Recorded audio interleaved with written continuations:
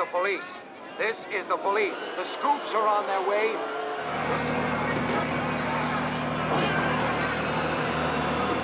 New York 2022.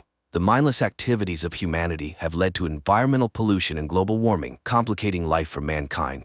The polluted atmosphere has destroyed nearly all natural wildlife, leaving people to fend for themselves. Natural foods are scarce, and people survive on concentrates produced by the large corporation, Soylent. Their latest product, Soylent Green, is made from plankton and promises to feed everyone. However, it is currently produced in insufficient quantities. New York Police Detective Frank Thorne lives with his old friend, former police analyst Solomon Sol Roth, who has an excellent memory and serves as a kind of archive for Thorne. Moreover, he has preserved a police reference library to help his friend with investigations. This day begins with a conversation about a recent murder. Sol grumbles that Thorne expects too much from his notes. This isn't the Congressional Archive. Meanwhile, the power goes out. Sol reminisces about the old days when food was real and electricity worked without interruption. But people ruin nature, and now everything is dying. The man sits on a bicycle, which generates energy for the apartment, while Thorne heads to work, stepping over the bodies of homeless people sleeping right on the staircase of his building. The streets are clogged with old cars that, due to a lack of fuel, now serve as homes for the poor or as venues for criminal meetings. In one of these cars, a young man named Gilbert receives a metal meat hook and instructions for an upcoming job from a criminal world representative. Meanwhile, in the apartment of the wealthy William Simonson, his girlfriend Shirley plays on a machine gifted to her. She is very pleased with a successful move and thanks her master when the security guard Fielding arrives to remind the girl that it's time to go. The couple heads to a store where the vendor sells them expensive products and shows them an item completely unattainable for ordinary people, a beef tenderloin. At this time, Gilbert uses the hook to infiltrate the residential complex for the privileged and ascends the Simonsons' apartment. Seeing the young man, the wealthy man remains completely calm, making no attempt to flee or call for security. Gilbert apologizes and explains that those who sent him can no longer rely on Simonson's silence. The wealthy man agrees with all his arguments and calmly confirms that what Gilbert is about to do is necessary for God. The young man raises the metal hook and strikes Simonson on the head. Sometime later, Thorne arrives at the deceased's home to investigate the case. He questions the caretaker, who assures him that the cameras malfunctioned, and leads the detective to the apartment where Shirley meets him. Ignoring her, Thorne examines the body of the deceased. Searching the apartment for clues, Thorne finds and consumes whiskey, beef, and other foods unavailable to him. Fielding talks about the shopping trip, and the policeman enjoys washing his hands in clean, warm water. He then collects the found papers, some pleasant items like toiletries, and the food into a separate bag, taken from Simonson's bedroom. Meanwhile, Shirley is distraught, thinking that if she hadn't left, Simonson would still be alive. But Fielding refutes her certainty, saying that she likely would have died too. Later, Thorne interrogates the girl, examining her hands. He doesn't fully believe in her sincerity, but Shirley assures him that she wouldn't risk her job. The fact is, she belongs to this apartment, like furniture. Now she will wait for the new tenant if he wants to keep her. At this time, Thorne is informed about the arrival of the sanitation crew. He orders them to take Simonson to the dump, but the crew reports that the wealthy man will be sent to the incineration plant. Shirley is saddened by this outcome, as she still remembers her grandmother's proper funeral. Thorne takes the bag of items and leaves. He returns to the apartment, stepping over the bodies of the homeless, and hands Sol gifts he hasn't seen in a long time: clean paper, soap, and pencils. He also lays out a classified Soylent report related to oceanography found in the deceased's apartment. Sol is overjoyed to see vegetables and cries at the sight of meat. The next day, Thorne goes to work. His boss, Lieutenant Hatcher, is unhappy that the case is still unsolved, but the policeman is convinced that the murder was a contract killing. Nothing was stolen from the apartment, there was no security, and the killer used a meat hook instead of a weapon to simulate a simple robbery.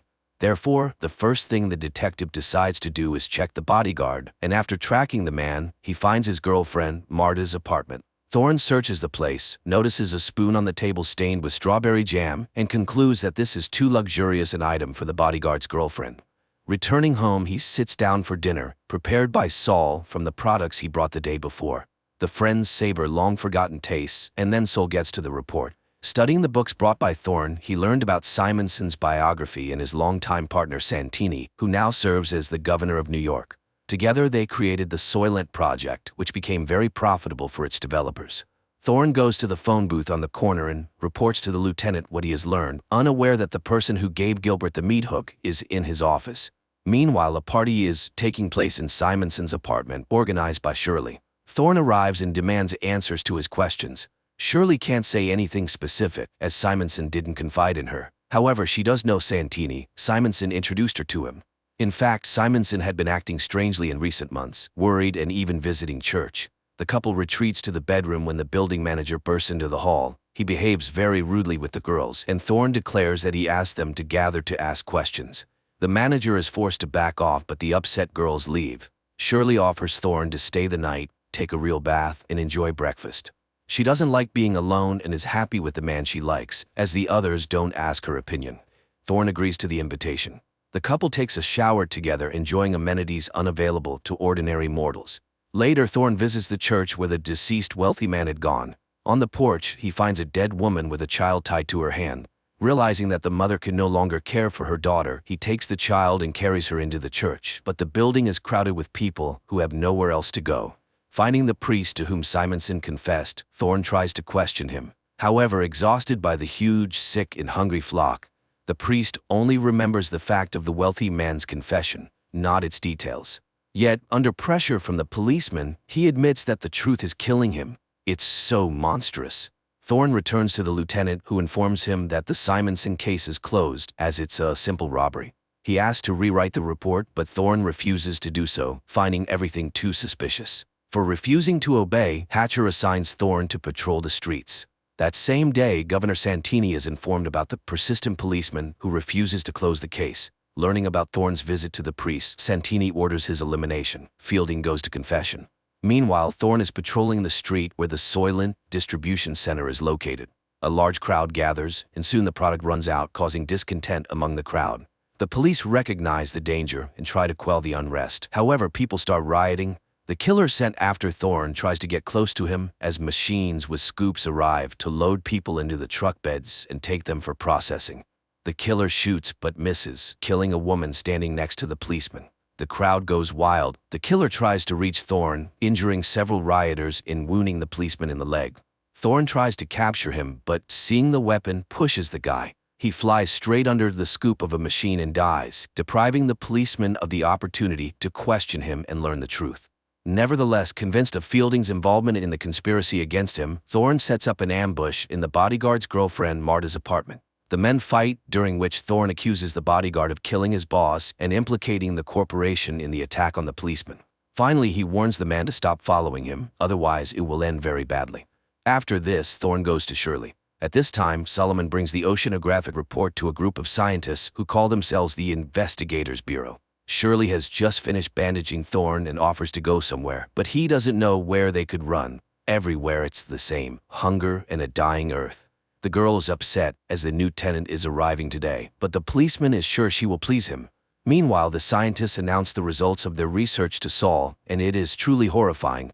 Simonson, being a member of the Soylent board, learned everything, and his psyche couldn't handle it. The corporation realized they couldn't rely on him.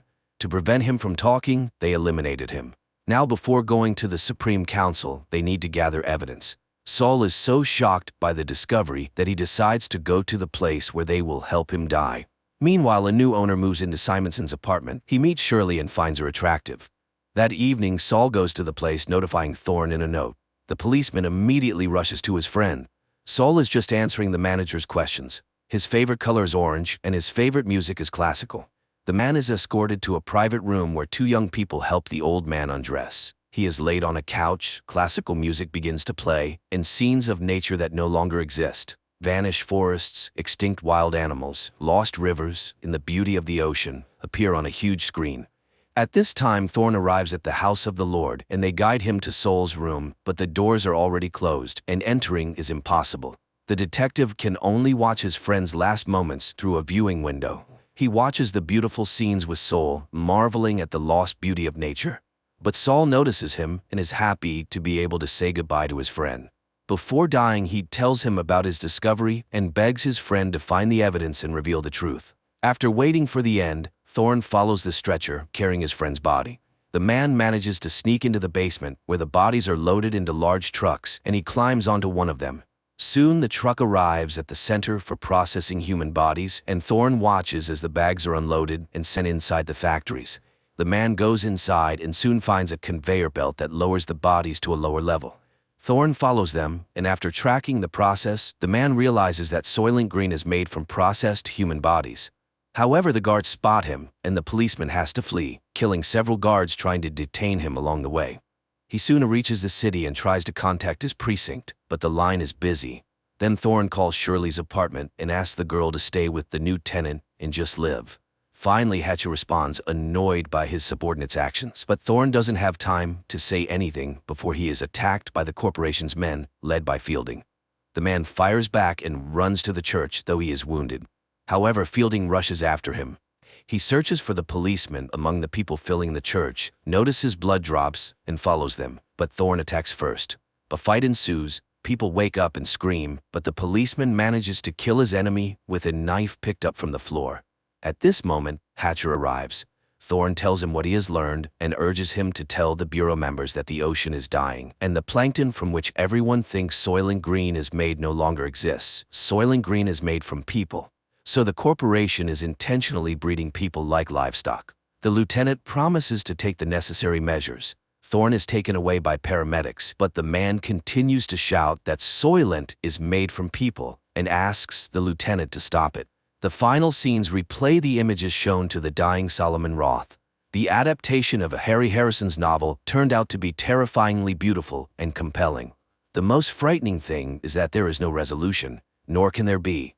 Even if people learn the truth, what will change? And the focus of the plot on ordinary people conveys the fragility and insignificance of human lives, which remains unchanged throughout all times.